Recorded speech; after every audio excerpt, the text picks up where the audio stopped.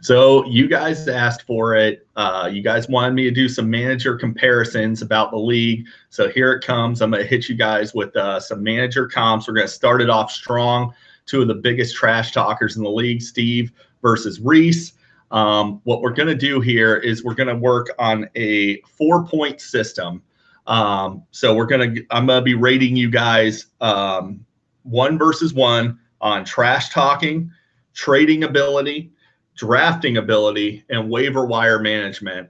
So those 4 things are going to be what's determining where I view you guys in the rankings. So number 1, let's go ahead and kick this off with trash talking. Now, Steve has raised his game quite a bit in trash talking. He's even deviated from his typical homophobic jokes that he's become so well known for. Seriously, dude, everybody thinks you're a closet homosexual because of you just all you do is gay jokes all the time. But you are deviating from that, and I'm going to give you credit for that. So you are moving up in the rankings as far as trash talk goes. Rhys, always a solid trash talker. So it's going to be interesting to see these two go at it all season, particularly at the draft where you guys are sitting next to each other. I will say, however, that much like Steve with his gay jokes, Rhys goes back to the spray bottle well way too much. Not saying it's not justified, just that's the situation.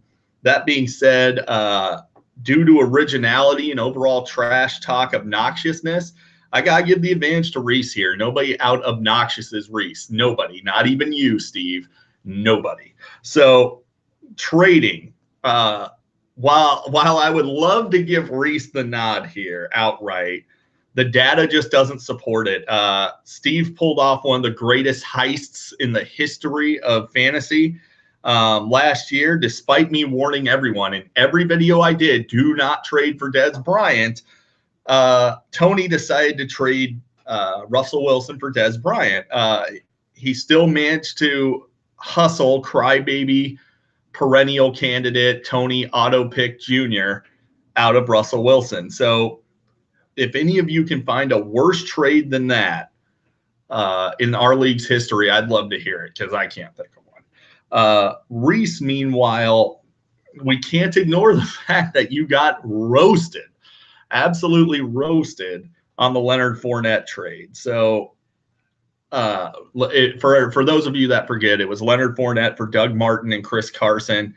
To be fair, they both got injured, and Carson sure does look like the real deal coming out of Seattle camp, but we can't ignore this. Steve gets the advantage here in trading as far as that goes. So I will say Steve's trading strategy does not jive well with a bunch of us in the league because his first offer is always obnoxiously low, like he's trying to buy a used car from you. So there's some of us that just won't trade with Steve because his first offer puts us off that much. So Steve, maybe you can take a lesson from that and actually throw out a somewhat respectable offer to work off of from there. You know, nobody's going to give up their first round pick for a guy you drafted in the 5th round that's sitting on your bench because you're already drafting guys on your bench in the 5th round. So that brings me to my next point, drafting. Obviously, Rhys has a huge edge here. Rhys has proven to be a more than capable drafter, top tier in our league as far as drafting. He knows what he's doing. He comes prepared. He has his guys. He doesn't worry about Yahoo's rankings, and he hit some home runs on guys that none of us were that high on last year. Whereas Steve is basically a functional retard at best as far as drafting goes. Remember the 7 running backs in the first 9 picks from a few years ago? You know you can only start 3 of them, right? So Rhys deserves some credit here, and he's got to get the nod as far as drafting goes. And that brings me to our final category, waiver wire ability and move management. So first and foremost, both of you guys suck at move management. Neither one of you is any good. You're both going to use all 50 moves because you don't know what you're doing. I will say, though, Rhys gets the edge here again because he picked up Alvin Kamara and Carson Wentz early in the season and rode them to a playoff berth despite losing the first overall pick, David Johnson, and then getting roasted out of Leonard Fournette. So Rhys still made the playoffs. He very easily could have won our league had some injuries not happened last year. So final tally, Rhys 3, Steve 1. There you go. So there it is, the first manager comp video.